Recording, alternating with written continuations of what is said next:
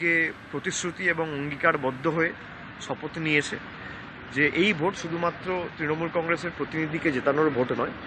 বিগত 2019 সালে দেশের প্রধানমন্ত্রী এবং একাধিক বিজেপির সর্বভারতীয় নেতারা এসে যে মিথ্যে প্রতিশ্রুতিগুলো দিয়েছিল এবং যেভাবে এরা মানুষকে বিতাড়িত, লাঞ্ছিত, বঞ্চিত, অত্যাচারিত করে রেখেছে, এই জ্যোতির্ময় সিং মাহাতো মানুষের ভোট নিয়ে মানুষের 100 দিনের টাকা বন্ধ করেছে।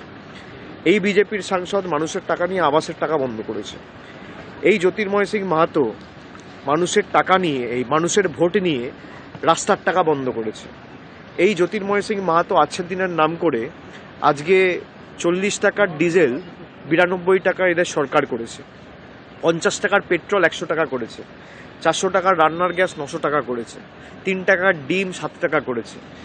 1000 টাকা যে মমতা বন্দ্যোপাধ্যায় লক্ষ্মীর ভাণ্ডারের মাধ্যমে দিচ্ছে সেটা আধার আর প্যান কার্ডের নাম করে লিঙ্ক করে সেটা দিল্লিতে নিয়ে চলে যাচ্ছে। গরিব মানুষকে দীর্ঘদিন ধরে বঞ্চিত, শোষিত করে রাখার যে একটা পরিকল্পনা এবং সমাজে বিভাজন করে রেখে মানুষকে ক্ষতিগ্রস্ত করে গরিব করে রেখে নিজেদের রাজনৈতিক স্বার্থ চরিতার্থ করা, এবং আজকে বিজেপির যে সংকল্পপত্র সেখানে মানুষের যে ভোটাধিকার প্রয়োগ করার অধিকার সেটাও বিজেপি কেড়ে নিচ্ছে। আগে মানুষ 5 বছরে 5বার 5টা ভোট দিত। যারা পঞ্চায়েত স্তরে থাকে, পঞ্চায়েত এলাকায় থাকে, গ্রামীণ এলাকায় থাকে, পঞ্চায়েতে 3বার ভোট দেয়, জেলা পরিষদে একটা ভোট দেয়, সমিতিতে একটা ভোট দেয়, গ্রাম সভায় একটা ভোট দেয়, নির্বাচনে আবার বিধানসভা নির্বাচনে একটা ভোট দেয়, লোকসভা নির্বাচনে একটা ভোট দেয়। সুতরাং 5 বছরে আপনি গড়ে দেখলে 4 থেকে 5টা ভোট দেয়। সেখানে বিজেপি বলছে 1 নেশন 1 ইলেকশন, মানে আপনি আর ভোট দিতে পারবেন না। আপনি যে ভোট দিয়ে সরকার নির্বাচিত করবেন, আপনি যাকে উচিত শিক্ষা দিতে চান ভোটের মাধ্যমে, সেই মৌলিক অধিকারও আপনার কেড়ে নেওয়া হচ্ছে। ভারতবর্ষের সংবিধানে যে মৌলিক অধিকার আপনার হাতে তুলে দেওয়া হয়েছে, বাবা সাহেব আম্বেদকরের যে সংবিধান, সেই সংবিধানের মৌলিক অধিকারের পরিপন্থী বিজেপির মতাদর্শ এবং রাজনৈতিক দর্শন এবং তাদের সংকল্প যে কথাগুলো বলা হয়েছে, এটা দুর্ভাগ্যজনক। এবং আমি মনে করি এর যোগ্য জবাব আগামী দিন মানুষ ভোটের বাক্সে দেবে। এবং 25 তারিখ 7ম দফায় ভোট হচ্ছে, 6ষ্ঠ দফায় পুরুলিয়ায় ভোট রয়েছে জঙ্গলমহল এলাকায়। আমরা কথা দিয়ে কথা রেখেছি। আমরা হয়তো পুরুলিয়ায় প্রত্যাশিত বা আশানুরূপ ফল 19-এ বা 21-এ করতে পারিনি, কিন্তু তাও প্রত্যেকটা বিধানসভায় আমরা লক্ষ্মীর ভাণ্ডার, কন্যাশ্রী, স্বাস্থ্যসাথী, আয়ুষ্মান ভারত। জ্যোতির্ময় সিং মাহাতো ঢাকঢোল প্রচার করে বলে যে মমতা ব্যানার্জির সরকার আয়ুষ্মান ভারত করতে দেয়নি, আর তার পরিবারের সদস্যরা স্বাস্থ্যসাথী কার্ড নিয়েছে। আমরা কেন আয়ুষ্মান ভারত করতে দিইনি? আমরা করতে দিইনি তার কারণ, বাংলায় যদি আয়ুষ্মান ভারত হয়, রাজ্য সরকারের 5,000 কোটি টাকা বাঁচবে, কিন্তু 10 কোটি মানুষ আজকে স্বাস্থ্যসাথী পাচ্ছে, সেখানে 90 লাখ মানুষ খালি আয়ুষ্মান ভারত পাবে। তার কারণ আপনার বাড়িতে কোনো সদস্যর হাতে যদি মোবাইল ফোন থাকে, আপনি আয়ুষ্মান ভারত পাবেন না। বাড়িতে কারোর যদি ফোন থাকে, আয়ুষ্মান ভারত পাবেন না। টিভি থাকলে আয়ুষ্মান ভারত পাবেন না। ফ্রিজ থাকলে আয়ুষ্মান ভারত পাবেন না। আপনার রেডিও থাকলে, 2 চাকার মোটরসাইকেল থাকলে আপনি আয়ুষ্মান ভারত পাবেন না। আর স্বাস্থ্যসাথী হচ্ছে ইউনিভার্সাল। আপনার বাড়িতে টিভি থাকলেও পাবেন, না থাকলেও পাবেন, ফোন থাকলেও পাবেন, না থাকলেও পাবেন, কারোর স্কুটার থাকলেও পাবেন, না থাকলেও পাবেন, মোটরসাইকেল থাকলেও পাবেন, না থাকলেও পাবেন। এই যে জনমুখী যুগান্তকারী প্রকল্প আমরা করেছি, মানুষ এগুলো দেখেছে। এবং প্রত্যেকটা বিধানসভায় কার্যত 12 কোটি টাকা খরচা করে প্রতি মাসে আমরা লক্ষ্মীর ভাণ্ডার দিচ্ছি। এই পুরুলিয়ায় একজন মহিলা বলতে পারবে না, বিশেষ করে যে সমস্ত বিধানসভায় আমরা 2021-এ পরাজিত হয়েছি, রঘুনাথপুর, পাড়া, বলরামপুর, জয়পুর, পুরুলিয়ায়, যে একটা লোক বিজেপিকে ভোট দিয়েছে বা একজন মহিলা বিজেপিকে ভোট দিয়েছে কিন্তু সরকারের পরিষেবা পাচ্ছে না বা লক্ষ্মীর ভাণ্ডার পাচ্ছে না, কেউ বলতে পারবে না। আমরা বৈচিত্র্যের মধ্যে একতার মূল মন্ত্রে বিশ্বাস করি। আমরা খালি বলেছি মানুষকে যে এবার ভোটটা নিজের অধিকারকে সামনে রেখে দিন, বাকি আপনার যাকে পছন্দ তাকে দিন। ঠিক আছে? বিজেপি আপনাদের কমিশন নালিশ করেছে যে মালদা দক্ষিণের বিজেপি প্রার্থীকে কুরুচিকর মন্তব্য করার অভিযোগে কমিশন নালিশ করা হয়েছে। কি কুরুচিকর মন্তব্য করেছি আমি? ওরা ওই বেহায়া শব্দটা দিয়ে বলেছে যে আপনার প্রচার, আর ওনারা যে শব্দগুলো, আমি কেন বলেছি, যে প্রতিনিধি মানুষের ভোটে নির্বাচিত হয়ে 2021 সালে বিধায়ক হওয়ার পর কেন্দ্র সরকারকে বলে মানুষের টাকা বন্ধ করে দাও, তাকে আমি বেহায়া বলবো না তো কি বলবো? আপনি কি বলবেন? এই বিজেপির বিধায়ক ইংলিশ বাজার থেকে নির্বাচিত হয়েছে 21 সালে।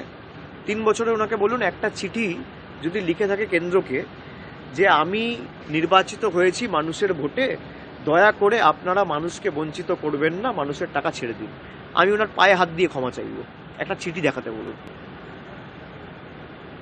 আর ওনারা যে ব্যবহার করেন, মমতা বন্দ্যোপাধ্যায়ের বাব্বা পান্ত যখন করেন তখন ভালো, যোগী আদিত্যনাথকে বলে জি, জেপি নাড্ডাকে বলে জি, আর মমতা বন্দ্যোপাধ্যায়কে বলে বুড়ি, চোর, ফুপু, খালা, তখন এই শব্দগুলো খুব ভালো।